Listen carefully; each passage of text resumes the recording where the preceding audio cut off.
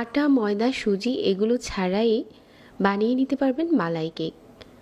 সময় অনেক কম লাগে আর সেই সাথে খেতে কতটা সফট আর তুলতুলে হয়েছে। আজকের কেকের জন্য লাগবে হচ্ছে আমাদের পাউরুটির স্লাইস। আপনি কেকটা যেরকম করে বানাতে চান ওরকম করে পাউরুটির স্লাইস নিয়ে নেবেন। আপনি যদি একটু উঁচু করে বানাতে চান ওই ক্ষেত্রে পাউরুটির স্লাইস নিয়ে নিতে পারেন 8টা। আমি আজকে এখানে 6 পিসের মতো পাউরুটির সাইডটাকে এরকম করে কেটে নিচ্ছি। তারপর প্যানে নিয়ে হালকা করে সেঁকে নিচ্ছি। মিডিয়াম আঁচে সেঁকতে হবে, তা না হলে কিন্তু উপরটাতে কালার চলে আসবে। পাউরুটি খুব তাড়াতাড়ি কালার চলে আসে। হালকা করে এপাশ ওপাশ করে সেঁকে নিচ্ছি। সবগুলো পাউরুটি স্লাইস সেঁকা হয়ে গেছে। তারপর হচ্ছে যেই ডিশটাতে মালাই কেকটা সেট করব ওই ডিশের মধ্যে হচ্ছে পাউরুটি স্লাইসগুলো এভাবে করে বিছিয়ে দিচ্ছি। আর আমি আজকে এখানে 6 পিসের মতো নিয়েছি। তো এই বাটিটাকে একটা সাইডে রেখে দিয়ে আমরা ইনস্ট্যান্ট মালাই বানিয়ে নিচ্ছি। একটা প্যানে নিয়ে নিচ্ছি 2 টেবিল চামচ চিনি। চিনিটা হচ্ছে অপেক্ষা করছি যাতে করে একটুখানি কালার আসে।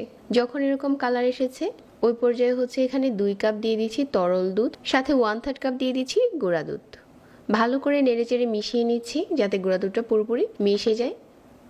আর এখানে আমি এখন চিনি দিয়ে দিচ্ছি আরও 2 টেবিল চামচ। চিনি যার যার স্বাদ অনুযায়ী। 1 টেবিল চামচ দিয়ে দিচ্ছি কর্নফ্লাওয়ার।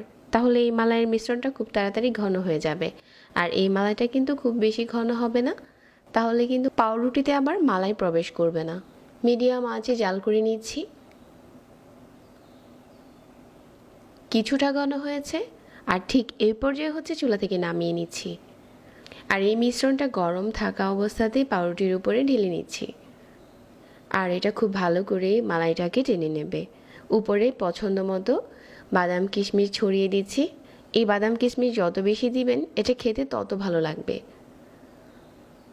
তো এখন হচ্ছে একটা র্যাপিং পেপার দিয়ে উপরটাতে এরকম করে মুড়িয়ে নর্মাল ফ্রিজে রেখে দিচ্ছি 1 ঘন্টার জন্য। 1 ঘন্টা পর এটা পুরোপুরি ঠান্ডা হবে। ঠান্ডা হবার পরে এটা পরিবেশন করতে দারুণ লাগে। পুরোপুরি ঠান্ডা হয়েছে আর এখন এটা উঠিয়ে পরিবেশন করে নিচ্ছি। একেবারে সফট আর তুলতুলে হয়েছে। যারা ঝামেলা না করে ডেজার্ট বানাতে চান তাদের জন্য কিন্তু এটা সেরা রেসিপি। এই গরমে যারা রান্নাঘরে অনেকটা সময় না দিয়ে ডেজার্ট তৈরি করতে চান আজকের এটা একবার বানিয়ে দেখতে পারেন। এটা কাটার পর খেতে দারুণ হয়েছিল। যারা সহজ রেসিপিতে এরকম ডেজার্টগুলো বানাতে চান রেসিপিটা ভালো লাগবে। প্রতিনিয়ত নতুন রেসিপি পেতে পেজ ফলো করতে ভুলবেন না। যারা এতক্ষণ সাথে ছিলেন সবাইকে ধন্যবাদ জানিয়ে আজকে এখানে বিদায় নিচ্ছি। আল্লাহ হাফেজ।